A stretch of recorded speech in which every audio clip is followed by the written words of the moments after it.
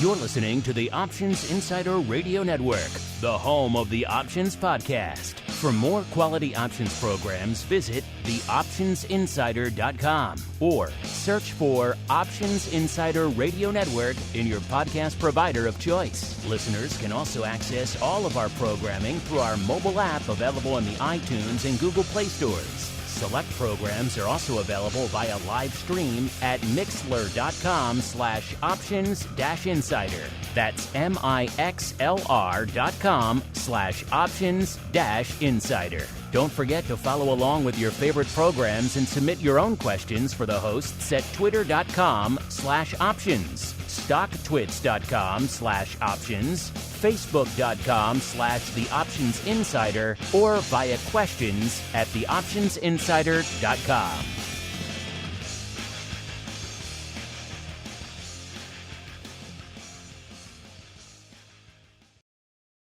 Gold, crude oil, corn, soybeans, and more. With so many tradable products, the futures options market can be an intimidating place. How can you possibly keep track of the latest trading developments across so many different products? Don't worry, we've got you covered. Welcome to This Week in Futures Options, the program designed to help active futures options traders stay on top of this ever-changing marketplace. Each week, we'll break down the top trades, hot products, volatility explosions, and much more. This Week in Futures Options streams live, so be sure to check out our live stream via the Mixlr app. That's MIXLR. Or join our live chat room at mixlr.com/options-insider. Whether you're an experienced veteran or a newcomer looking to separate the wheat from the lean hogs, This Week in Futures Options has the information you can't find anywhere else. This Week in Futures Options is brought to you by CME Group, the world's leading and most diverse futures and options exchange. For more information and educational resources about futures options at CME Group, visit cmegroup.com/options. And now, get ready to break down the latest futures options trading activity. It's time for This Week in Futures Options.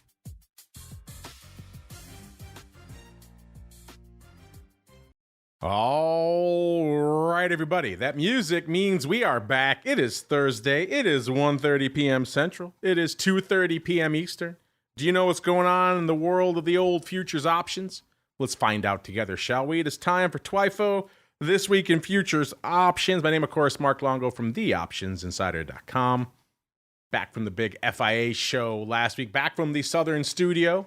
So good to be back in Chi-Town. Even not so good today, though, with little snow on the ground, a little bit different weather than last week, or even 24 hours ago in Chicago. That's just the time of year we're in, listeners. Remind you at the top of the show, if you want to join the official Vol Views after party known as Options Oddities, you want to get awesome pro Q&As like we did earlier this week, all sorts of other great stuff, theoptionsinsider.com/pro is the place to go to get your hands on all that goodness as we get our hands on who's joining us on the old CME Group hot seat this week.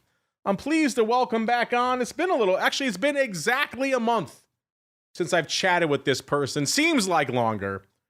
With our old pal, none other than Mr. Dan, the man Gramza from Gramza Capital Management. Mr. Dan, welcome back to TWIFO, sir. It has been exactly a month, which is too long. Well, thank you very much, Mark. It's great to be with you, as always. We have a lot to look at, as always. So it's always fun to explore these markets together. I was down at the FIA show last week, Mr. Dan, and your ears must have been burning because your name popped up a few times. And I was like, oh, that Dan guy, he's just the worst. But everybody else took the other side of that argument, sir. So you'll be... Well, did I owe them money or anything? Lots of fun being had down there at FIA. Lots of fun to be had on the show as well. Let's kick it off, listeners, with a little bit of the old movers and shakers report. It's time to find out what's rallying on the light side and falling to the dark side at CME Group this week. It's time for the Movers and Shakers Report. All right, everybody, welcome to the Movers and Shakers Report, the portion of the show where we tell you what's lighting it up to the upside, aka the light side, and to the dark side over there at CME Group this week. And man, if you're down for a little bit of biased markets in one direction, then you're really going to love the show this week, listeners, because we got one of those for you. It's been a while since we've seen extremely biased markets over there at CME in one direction or the other, where pretty much all the assets, with the exception of the few, are all moving in one direction, moving in lockstep. That's pretty much exactly what we have this week. If you follow us over there at Options on the old Twitter, you could see this chart as we tweet it out for you. And I would say we could maybe do a bottom 8 or 10 if we really stretched it, but that's about it. Everything else at CME this week, listeners, lighting it up to the green, including our largest percentage mover on the week, all to the upside. But that said, Mr. Dan, you are our guest, so I will let you have some fun. It's been about a month, so I'll let you start wherever you want. If you want to get the dark side out of the way first, because there's not much of it, you can do that. Or if you want to save a few tasty dark side nuggets for the end, you can roll however you like, sir. The floor is yours. Well, you know something, now that you said the dark side, to kind of get it out of the way, I think that's a good idea. And let's do that. On the dark side, number 5 on the dark side, minus 0.73% is palladium. Soybean meal is up 1.23%. Excuse me. Nat gas down 1.73%. And if you remember last week, that was number 2 to the dark side last week, being down 7.28%. Rough rice down 2.07%. And that was number 1 to the light side last week at being up 5.12%. Number 1 to the dark side, platinum down 2.60%. And platinum, palladium are both down in this dark side. And I think it kind of makes sense. Right now, they're in sideways market mode. But let's take a look at the light side. What's shaking here? And number 5, E-mini S&P 500, or S&P, mid-cap 400 is up 4.4%. Number 4, E-mini Russell 2000 up 4.66%. Number 3, S&P 500 financial sector up 5.07%. And number 2, Bitcoin up 6.6%. And that was number 1 to the dark side last week at being down 8.35%. A bit of a change. Number 1, S&P 500 energy sector up 6.54%. Well done, Dan. You haven't lost a step at all. I don't care what those folks at FIA said about you. I will defend you to the last, sir. Well, thank you, Mark. Well done, sir. You can now take a well-deserved rest as I take a little bit of a sojourn into the world of CVAL. Remember, listeners, you can run these reports for yourselves, CME Group and CVAL. Type it into whatever browser you're rocking. Wherever you go to find the Fed Watch, all the other cool tools over there, you can also find the CVAL. Remember, go into that dashboard, set the high-low range for 1 week. I like a nice group list. Make sure you also choose the aggregates tab. You want the aggregate CVAL. And that'll get you exactly what we're looking at right now. And it's a mixed bag on the CVAL front this week. We've got a few lighting it up to the downside. We got a few moving to the upside, a couple in the middle. So we're kind of all over the place this week. We'll start in the energy aggregate CVAL, listeners. 52.16 up 1.5 just today. So energy getting spicy today. The high for the week, 53.59. The low, 50.67. So the energy aggregate CVAL kind of hanging out in the middle of the range this week. Below it, we have the aggregate commodities CVAL, 35.43, up about half a point today. And for the week, the high was 35.8, the low 34.91. So another one hanging out towards the middle/upper band of its weekly range on the CVAL front. Then we go to the FX CVAL, 8.86, off about a quarter of a point today. That is the low for the week, and the high was 9.27. So FX CVAL going the other way, pinning the needle to the downside for the week. Then we go back to the ag products. The aggregate ag products CVAL, 21.45.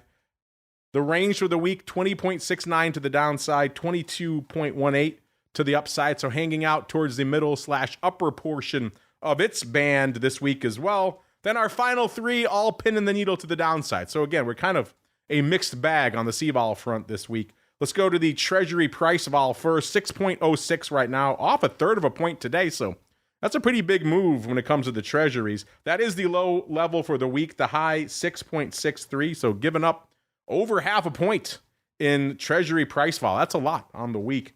Getting out to the aggregate metals CVAL, again, another product complex that isn't known to be a high vol complex.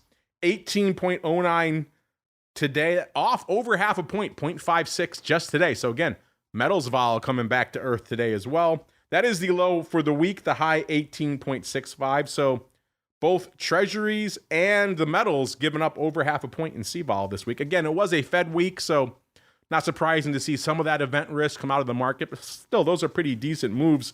And then at the bottom of our list this week, it is the treasury yield volatility. That was going to be the largest aggregate number that we talk about at 111.33, listeners. That also is pinning the needle to the downside. The range for the week was 120.78 to the upside, and again, 111.33 to the downside. So an interesting mixed bag week on the CVAL front. Some pinning the needle to the downside, and a couple kind of splitting their range for the week out there on this Fed week. But you know what, Mr. Dan, as I mentioned, it is a predominantly green week. That was the case in a lot of our light side movers this week. In fact, you broke it down for us. The S&P energy sector, number 1. The financial sector, number 3.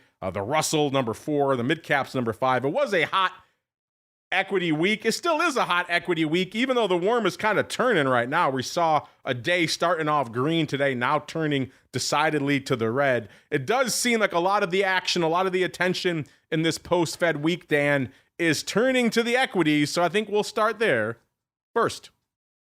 It's time to explore the volatility swings, skew changes, and hot options trades in your favorite indices. It's time to talk equities.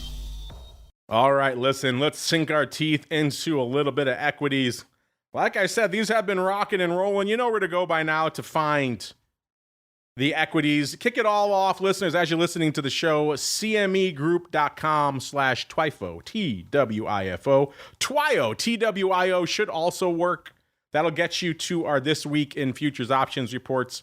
Once you're there, you're going to go in that asset class drop down. You're going to go down past ags, past crypto, past energy, all the way to equity indexes, 4 slots down, listeners. Then where we go from there is anyone's guess. We have a lot of choices. We have obviously the S&P, the RUT. We can go NASDAQ. We can go somewhere else, Dan. What is tickling your fancy out there in a wild week for the equities this week, sir? Well, what do you think if we start with the S&P 500? It is kind of the big dog out there, listener. So go to that drop down, go to the E-mini S&P. If you're wondering what kind of paper is the S&P putting up out there this week in a post-Fed week, it's looking pretty hot, looking pretty spicy. About 3.25 million contracts on the tape already. So that's pretty good. It's perhaps not as explosive as you might expect in the post-Fed week like this. But then again, if the worm is turning today, these whipsaw type of days do seem to generate some paper. So it could end up being a spicier week after all. As is usually the case, about 22% of the flow this week going up in the contract that expires today. If we go a little bit farther out, we can also look, let's see. In fact, if you add up contract today and tomorrow, then you're talking 38, almost 39% of the paper. You go out a full 2 days, and now you've got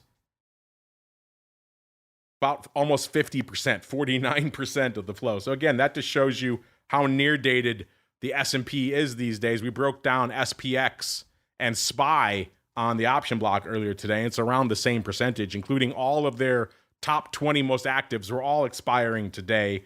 So that is the case. I'll break down some of this flow in a second. But Dan, let's start with some of these movements we've been seeing of late. You and I haven't talked for exactly a month. It's been a wild month in the S&P for sure. We've seen a lot of intraday vol, a lot of days that start off, hey, we're pointing one way, and then, oh, look out, we're going the other way now pretty aggressively. And we've been doing that dance almost daily since the last time you and I chatted. That is continuing today, sir. What's catching your eye in the big dog, the S&P? Well, I like what you just said, Mark, because that's a very good summary. And I feel what we're seeing, let's say the last 4 or 5 days, or especially last 4 days, including today, it's what I call consistency of behavior.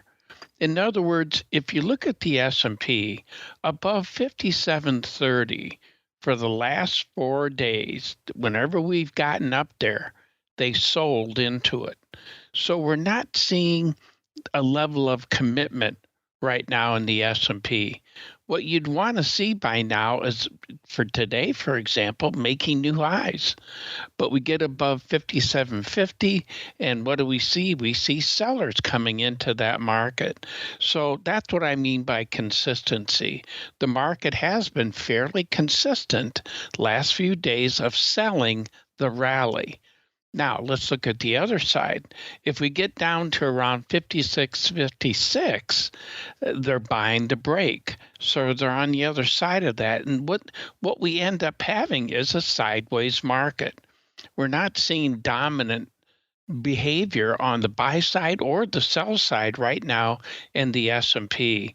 It also means that if we get above, let's say by the end of the week, maybe on Friday, if we get above 57.72, if we can get above that range, you do not want it to close at that level. You really need to see a kick in volatility. You'd want it to close near that 58 even, up in that range. So, and the reason is because people have been selling the rallies. It means those people will be underwater if we trade above that level, if we get above that 57.72. So people who sold it are now losing money. They buy it back, and you expect that buying order flow to come into the market. So that's why you're looking for that kick in volatility. If we do that and you don't get that, then that implies a sideways market to continue. But right now we are in that sideways mode. And Mark, what's so interesting is, what did the Fed do yesterday? The Fed created a soothing, created comfort for the market, and we saw an up day, although they did sell into the close. But we saw an up day because the market felt, hey, we're not getting the cut, which the market's always forward thinking, always thinking about lower interest rates. We didn't get that, but they did get a game plan.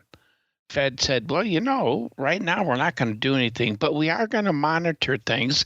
And we could have 2 rate cuts, 2 25 basis point cuts this year, 2 next year, and 1 in 2027. So now we have an idea of what the Fed's thinking. The market now has a focus on what to lean against. But what surprises me is today's action. We're not seeing that level of confidence.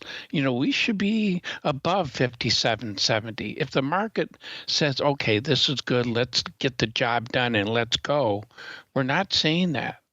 So it really implies the continuation of a sideways move. I mean, things, we hear all these things out there too. It's a bit confusing. We have geopolitical events going on. We have political events in our country. We have an economy that really isn't doing too bad. We have a labor market that's somewhat stable. Inflation is still kind of stubborn. Some people are saying, well, we're in a recession. Well, depends on how you define recession. Is the overall economy collapsing? Is it going down? No, it seems to be holding its own. Do we have rampant inflation? No. Have we had the GDP going down for the last 2 quarters? Some say 3 quarters is what you need to define a recession. Well, no, so far we haven't had that. So it doesn't seem that we're in a recession economically. At least I don't think so. But then the other thing you hear is people say, well, I think we're in stagflation. That's what we are, stagflation. And that's a term that started in the UK a while back. And that means that now you have inflation, a high inflation, high unemployment, and low growth. Well, I don't think we have those ingredients either. So we're in that mode where the market's not really sure what to do. I mean, how is the impact of the tariffs going to have an impact on the market? And when we distill some of it down, the percentage of impact to an individual product may not be as high as people think. But we've also seen the Trump administration making some changes on the tariffs. Look at Canada and Mexico. And in one way, you could say, well, they recognized that Mexico sent 10,000 troops to the border. They're making an effort. So the Trump administration said, well, maybe we should cut back on that tariff. Whoa, and Marcus goes, wait a minute, you're changing?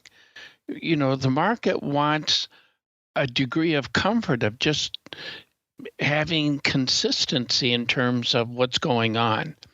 And with the Trump administration, it does keep you on your toes, including the market.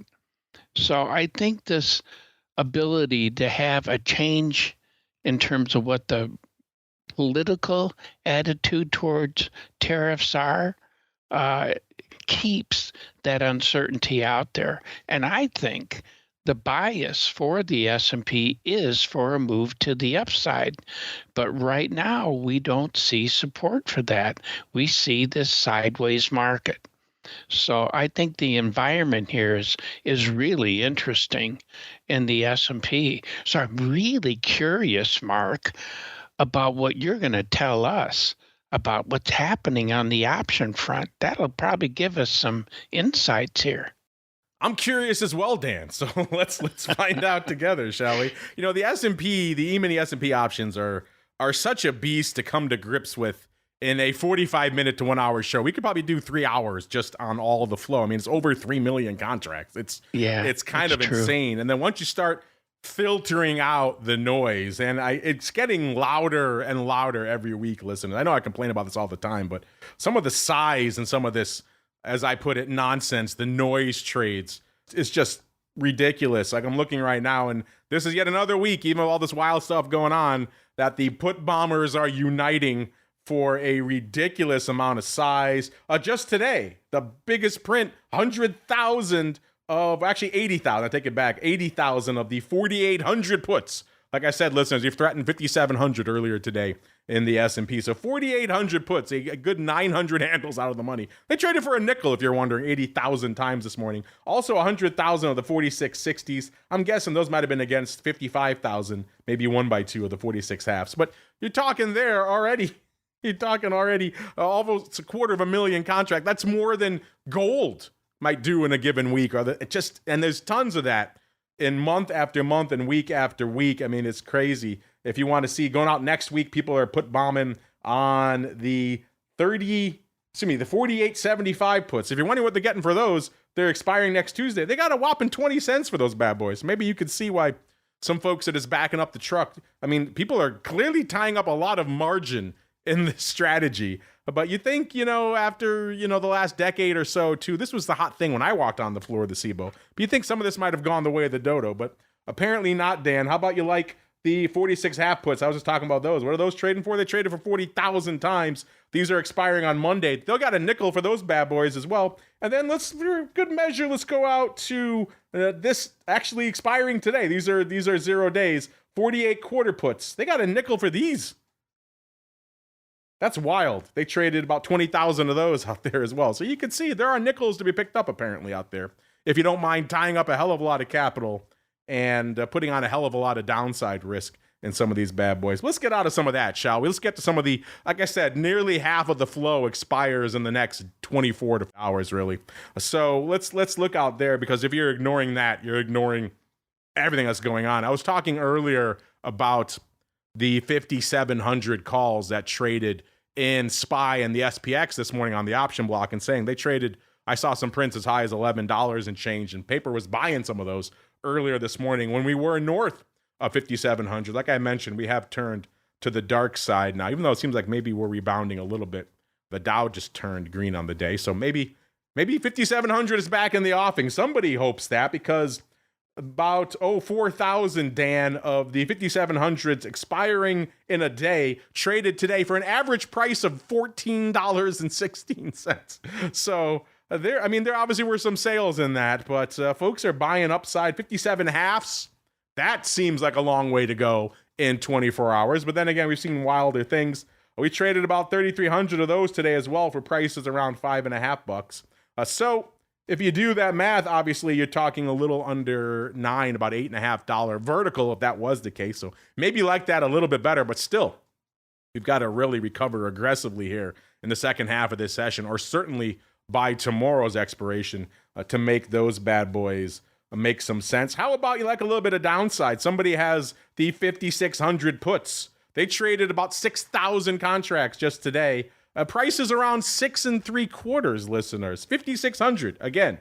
Coming in to start the show, that seemed a ways away. Now we were close to 56.5 when we kicked off the show. So 50 handles in the S&P. We could do that in the blink of an eye these days in these intraday whipsaw markets. So would you be a seller or a buyer, listeners, for around 6 3/4 out there in the S&P? Dan, any of these 0-day or these crazy, ridiculous put bombs intrigue you, sir? Well, you know what it made me think of, Mark, when you were going through the puts, is what was the saying on the floor about sell the teenies and buy a Beamer or something? I can't remember the Sell whole the teens, thing. live the dream, sir. What was it? Sell the teen, live the dream. Oh, yeah, that's it. That's it. Well, it makes me think about that when I think about these puts down here and the amount of time left on them, and, the expectation for what the market can do. So is that money to pick up? And like you say, it's a lot of capital to make a commitment to do that type of action that we're seeing there. But I think I'm just thinking about what you were saying, and it does seem that we still have a mental bias and some action on the upside for the S&P. And I find that interesting. What we see here is kind of the attitude of the market, I think, is reflected in what you're saying. I mean, if we think, well, let's think about today. We had existing home sales up 4.2%. And we had a couple days ago, or was that yesterday? No, it was 2 days ago. We had housing starts up 11.2%. Those kind of numbers to me are important, because it says, one, do people have money? Two, are they willing to spend it? Are they willing to make a commitment for a long-term investment? And that's where housing comes into play. The other aspect of that is consumers. We spend a lot of time talking about consumers' attitudes, feelings, and all those kind of things, because consumer spending is 70% of our GDP. So if we look at some of those indicators, does that give us a positive outlook longer term? Or is this recession, stagflation kind of things really the dominant story? I kind of lean towards the real estate side and what you were talking about on the options. I think it does reflect an attitude. What's fascinating is we don't get the commitment. It's getting a move above 57.60. And we're finding those sellers above 57.30 or so. So between 30 and 60, they've sold it every time it's been up there, including today. So I think it's a fascinating setup here. And then, Mark, okay, what are those options telling us about tomorrow? I mean, here we got a Friday. How do people want to go home in the S&P? Are they going to rally? Are the people who are selling it today going to say, well, I've sold it, but I really don't want to go home short? So that means we'd probably see a positive close on Friday. Or do we see this, some people saying, this is so cheap, you got to be a buyer here? If it's those people, we could see that also fueling a positive close tomorrow. The real key, if that happens, is who's doing this.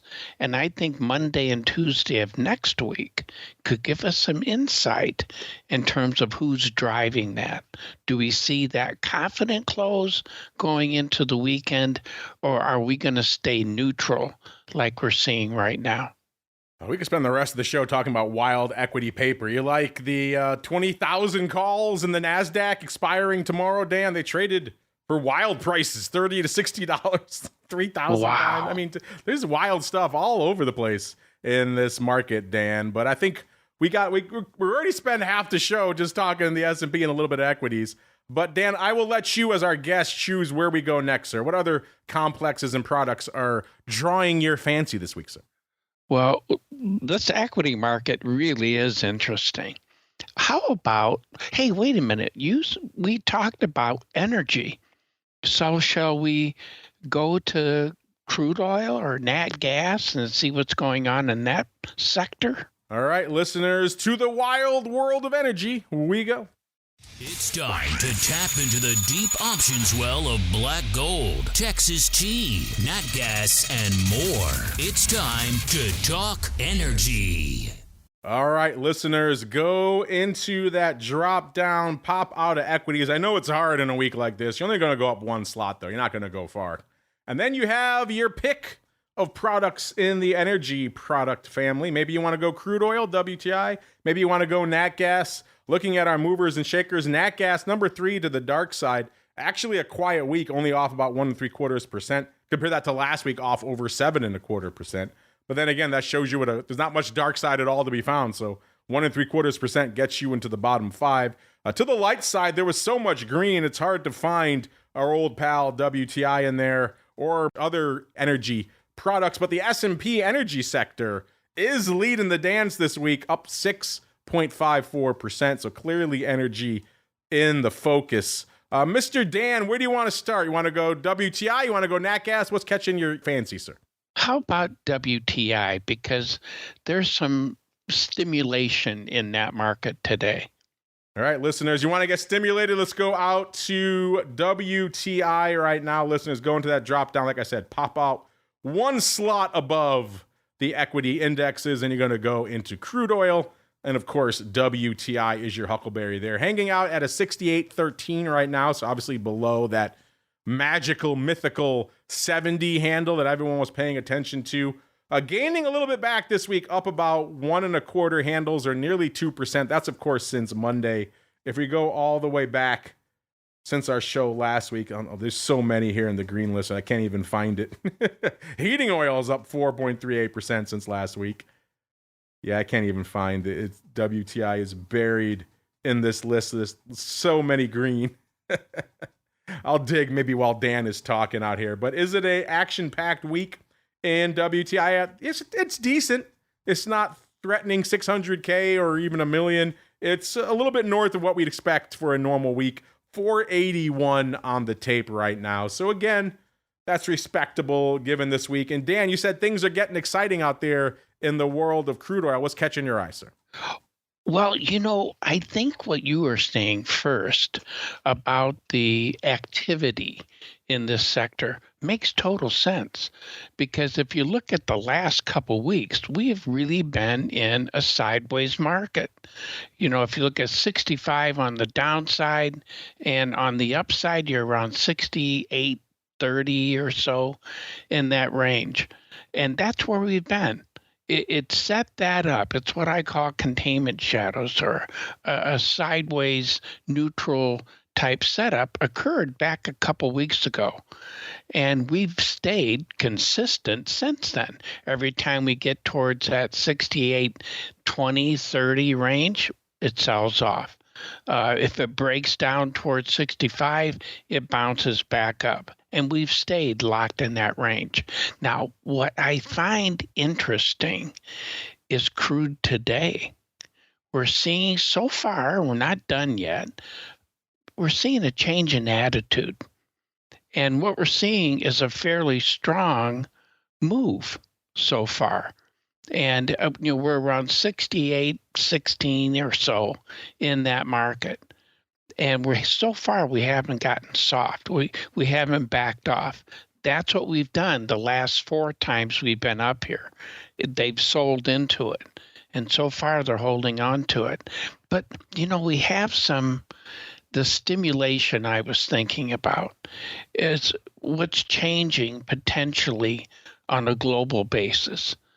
If you look at, the Trump administration has said that they're talking about tightening sanctions on Iran. And when I think of Iran and when I think of Trump, I think at the end of his first administration, they also squeezed Iran, and they were producing less than 2 million barrels. At the beginning of this current administration, they were close to 4 million barrels. We've had a change in attitude during the Biden administration about capital going towards them and their ability to function, which allowed them to, support a few other projects that they had. But now that could be changing. And as they get squeezed, then let's think about it in another way. Okay, Iran may be tightening up a bit, so that capacity is off globally. We produce around 120 million barrels a day of crude oil. The United States consumes 20 to 25 million barrels a day. We produce in our country around 13 million barrels a day. And there's only 3 countries that can produce double digit when it comes to crude oil. United States, Saudi Arabia, and Russia. And Russia right now is producing about 8 million barrels a day. Okay, so if we have capacity out there, by the way, where do we buy crude oil? We do buy crude oil in the United States. Canada is our number 1 customer for that, and Mexico is number 2. Saudi Arabia is number 3. All right, there is really a symbiotic relationship with crude oil, the type of crude oil we get out of Canada and Mexico, and how it's processed. It's heavy sour crude or it's tar sands out of Canada, and we have the ability in the United States around the Gulf Coast to process it. And then we sell those refined products back to Canada and back to Mexico also. All right, and then we have OPEC Plus. Well, they're talking about, increasing production, changing some of their cuts, but that's not defined yet. And people say, well, if the Ukrainian-Russia war gets cooled down, that could put Russia back into a spot to selling more crude. That doesn't happen overnight. And what we have seen is we've seen that shadow fleet for Russia, which are ships that nobody really knows where they're going to or where they're registered. They fill them up with crude and they send them out. A lot of that Russian crude goes to China, to these smaller refineries in China, actually. And that probably won't change if the war changes. So what we're seeing is kind of this mixed attitude towards what's happening with crude oil. Hence, we've been in the sideways market that we've talked about. But today, And here's the thing. If we finish, let's say right here, around 68.20, it's gone up a few cents since we've been talking. What you want to see going into the weekend is a close above 69.20 or 69 even to 20. That would say, again, a commitment that something may be changing in terms of this marketplace, in terms of a longer outlook. And that would imply upward pressure. Let's add two other spots and I'll be quiet. But what is the favorable price for crude oil? All right, let's talk about our friends here in the United States that produce crude oil. If I'm a shale producer, I want it between $70 and $80. It depends on the debt structure of that company, what they want. So for me to be profitable, I really need crude around $70 to $80 a barrel. And now the administration is saying, hold on, we want to lower the cost of crude. We want lower gasoline prices so people have more spendable income and it's not going in the gas tank.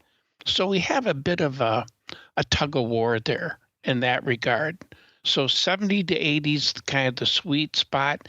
If you look at OPEC, countries there, 80 to 100 is kind of where they'd want to see crude oil. So we have this upward attitude towards crude in that regard. So I think some of the uncertainty coming here may, no pun intended, fuel a move here to the upside. But I think the next 2 days, today and tomorrow, are important. We want to see a strong close. If we don't get a close above 69.20, I'm looking for a sideways move to continue. So it's going to be important to see how we finish this week out. So what are you seeing, Mark? That's a lot to compete with, Dan. We'll see what I can do. Let's see if I can come close to matching you, sir. That was an impressive run through the ups and downs, the vagaries of crude oil, listeners. Let's see what we're finding on the options front. In general, looking right now across the term structure, hanging out at a 68. Now that we are south of that 70 handle, it does seem like the lion's share of the premium, the interest, the concern, call it what you will, is lining up to the downside. Like I said, about 480, so closing in on 500,000 contracts in WTI this week. And the premium is definitely to the puts. 41, almost 42% of that nearly 500,000 contracts is going up in the May expiration cycle. So we'll hang out there. Last week, the puts were 5.3% bid. This week, getting richer, nearly 8%, 7.7% bid. The calls last week, no one really wanted them. They were 2.3% discounted. This week, even cheaper, 5.1% discounted. So this is looking more and more like a bit of an equity skew. In fact, if we go a little bit farther out the term structure, if we go into December of this year or maybe January, February, the beginning of next year, we're seeing strong bids for those puts. Nearly 11 in the case of February, over 11.3% bid for the puts, while the calls about 6% discounted. So bid for the puts going out throughout the rest of this year into next year, listeners. Maybe that shows you a little bit of where the sentiment is lining up. In terms of that paper, by the way, really quickly, you might be asking, what is the vol right now in May WTI? It's about 27 1/3, off about 3/4 of a point this week. That also is interesting given the fact that, we saw the aggregate energy CVAL slightly higher on the week, gaining a little bit today, gaining about 1.5 points today. But in terms of action, what's leading the dance out here in WTI? It was the May 63 puts, Dan. So about 5 handle out of the money puts going up over 13,000 times this week. 3,500 of that today, but another 6,700 on Tuesday. Seems like paper was opening on these all week long, and given the premium we're getting to the put wing, it seems like folks are opening buyers on these. In fact, while you were talking, Dan, I did a little bit of digging to see if I can uncover exactly what they were up to.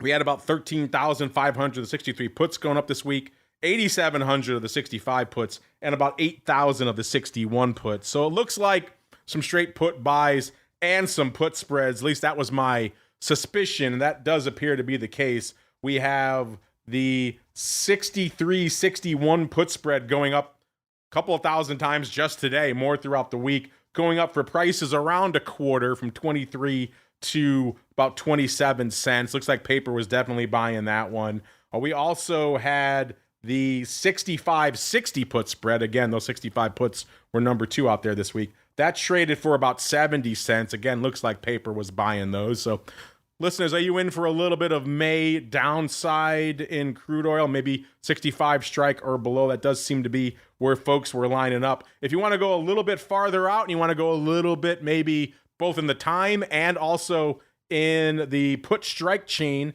then how about the June 60 puts? Those are also pretty active this week. In fact, they're sliding in somewhere around number 3 for the week. Almost 12,000, 11,600 of those have traded. Looks like big blocks of those, Dan, trading for prices around 75 to 83 cents straight up, not spread. So folks just buying a boatload of the June 60 puts. And if you're saying to yourself, Self, you know what, maybe I want to play in a little bit of upside, well, then we have number 2 this week actually are the May 70s, 12,600 of those trading this week. Kind of back and forth all over the place. 4,500 on Tuesday, mostly closing. 3,400 on Wednesday, opening. 2,200 today, and about 2,500 on Monday, opening throughout most of the week, with the exception of Tuesday out there. It looks like we could have some overriders on these. It's hard to really tell, but they printed in a bunch of blocks. Prices looks like, Dan, around $1 for those May 70s, $1.03 to be precise. So a lot of funky stuff. And if that's maybe not exciting for you, maybe you want to go a little bit farther up. How about the May 72s, listeners? They also traded almost 10,000 times this week for prices around 60 cents. Again, straight up. Doesn't seem like we're seeing call verticals to the same extent we're seeing put verticals. So Dan, in general, WTI, the bid is to the downside right now, which kind of lines up with some of the stuff you were saying. Most of the paper is in May, and most of it put spreads, sir, with the exception of some June 60 puts as well. Any of that floats your boat? June 60 puts for prices around 75 cents, or maybe May 65 or 63 or 61 put spreads for prices around a quarter or 70 cents, sir? Well, it's a logical spot. I think the market behavior, thank you, Mark, that was really interesting because I think it reflects what we've seen in the crude oil market. You know, we've seen this sideways move. The bias on crude until today and tomorrow, it may be a change, but right now it has been to the downside. We got plenty of crude out there.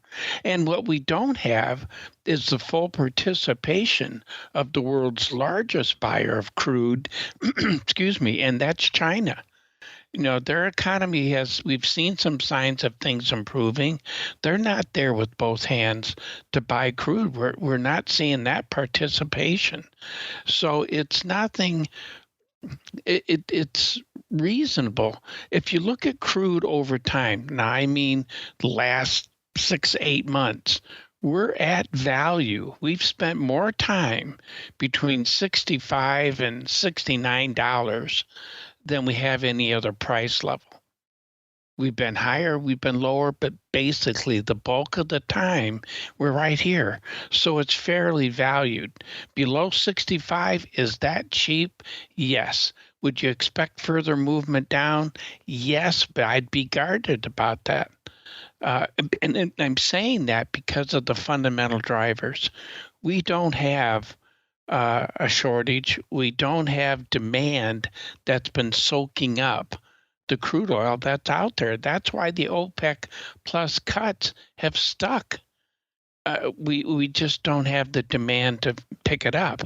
But, and I'm so excited that we were looking at this today, Mark, because today and tomorrow may be a change in attitude in terms of upward pressure in Mr. Crude. That could certainly be interesting, listeners. All right, that music means we're coming up against it here for TWIFO this week.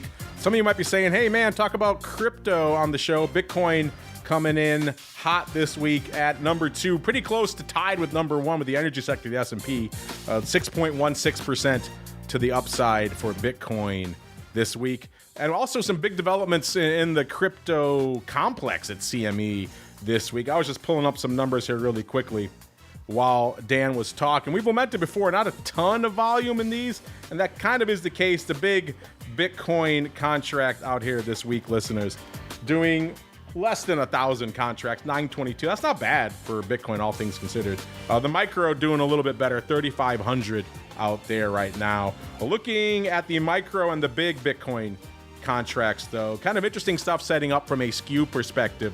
It's like the puts are starting to gain a bit of traction out there. If you know, historically in products like Bitcoin, where the quote-unquote holders like to hang out, the bias is always to the upside. The premium is always to the call wing. Right now, looking at the CME products, that is not the case. If you heard us talking about the skew on our show, like the crypto rundown, you know we're starting to see a little bit of bearish bias creep in there as well. So kind of interesting stuff in spite of the fact that we were rallying out there this week. And we also had a new addition to the world of CME crypto this week, making a lot of headlines. We talked about it yesterday on the Futures Rundown. That is, of course, the launch of the hotly anticipated Solana future out there. Unfortunately, no options on that yet, so we're not really going to be able to break it down here on the show. But really quickly, as we're coming up against it here, Dan, any thoughts on the crypto levels? And are you intrigued by the new CME Solana future that launched this week, sir? I think it's a terrific idea. It makes sense if you think about the product mix that they've come up with. That is a product that is gathering a lot of attention. So I think it's a very good addition to their product line. As far as Bitcoin goes, it's been lackluster. Today was important. You'd want to see it closing towards that 88,000. We're just not seeing it. It doesn't have that follow through that's so important if indeed buyers are here. This implies a sideways move. I'm not looking for a big day up or down for tomorrow's action in that market. So it's had such potential to move up, but we're just not seeing it mature properly. Well, we'll keep an eye on it, listeners. Maybe Solana will be the one to break the trend and get hot out of the gate. I think the futures did somewhere around close to 200 contracts on its first day of trading. I think about 170 odd the second day. So again, not lighting the world on fire, but also when you compare it to some of the previous crypto launches, actually not that bad. So we'll keep an eye on that. Hopefully an options market develops, and hopefully we get some interest. Solana certainly has been moving, selling off over 50% from its high earlier this year. So it would be nice to have a future and indeed an option on that folks can trade.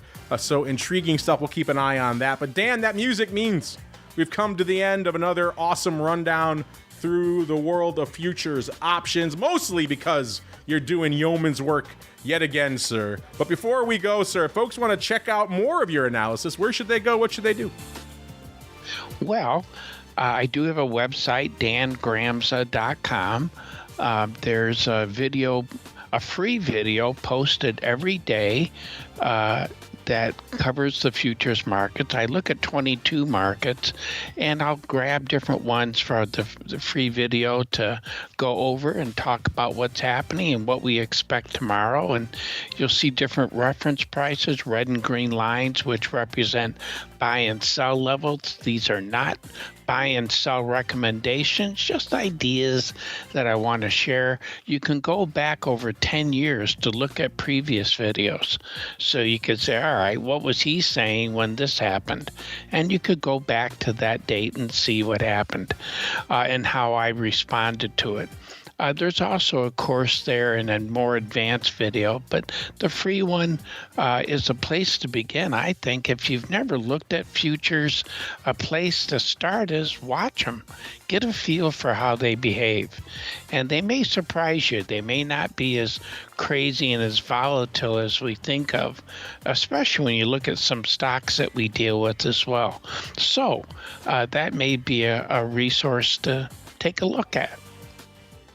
There you go. Check them out. DanGramza.com. Don't do what I did. Don't go to DannyG.com. That looks like that's an author of internet books, Dan. He's written 47 internet books. Wow. I was going to surprise you with a little DannyG.com URL, but it's already taken. So, unfortunately, no surprise there for you, listeners. But don't let yourself be surprised in the futures markets. Check out Dan's content. He's got great stuff going over there. Dan Gramza,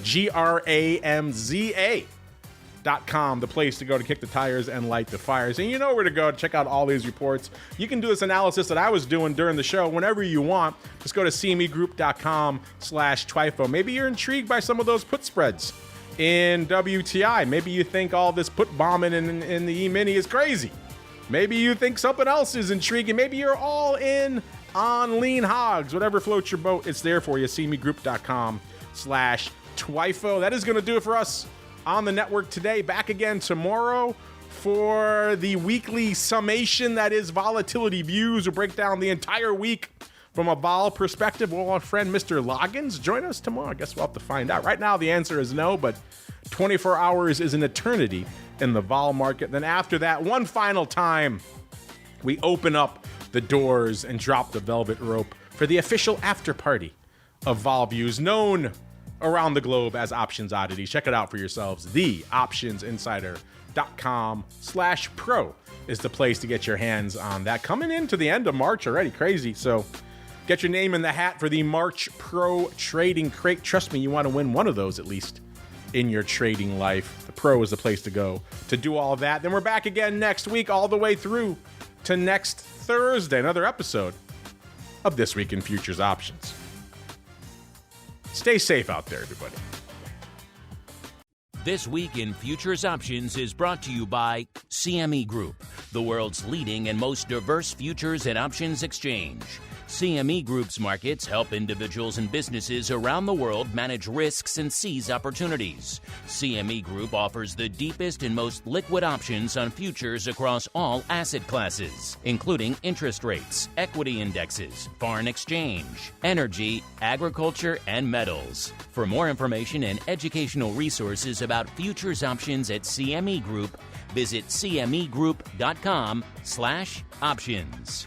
This broadcast is intended for informational and educational purposes only and does not constitute trading advice or the solicitation of purchases or sale of any futures or options. The rulebook of the applicable exchange should be consulted as the authoritative source on all current contract specifications.